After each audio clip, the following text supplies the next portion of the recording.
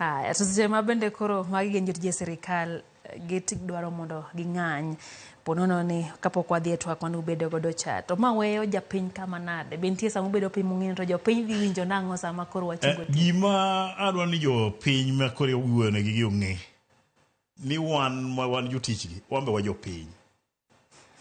Pesa mimiyowa kaka jotichgi onge kuma wating'e watere, ok wadhi kode Uganda, ok wadhi kode Tanzania, watiyo kode kuom jopiny ka.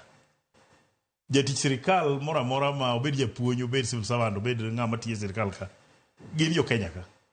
An msara michulo gigo ni be gin giwegi machako ting'o ting' mar jopinygi.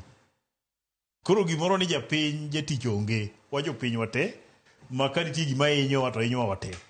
Ka imiyo jatich sirikal gimoro miparo ni koro dhi konye, ok konye as an individual, ok konye kaka en, pesa no pudi dhi nwang'o ka konyo jo Kenya kendo. Jok mineno mag ohala oko ka gite, kata kidhi e mama mboga, idhi kuom ja boda boda. Jogi bedo mana gi pesa ka joma tiyo negi pesa ofuko. Kech wane mwa ng'iewo gi, wane mwa idho boda boda gi, wane mwa idho matatu. Sama pesa onge kwa idh gigi, manyiso ni jite uchung'.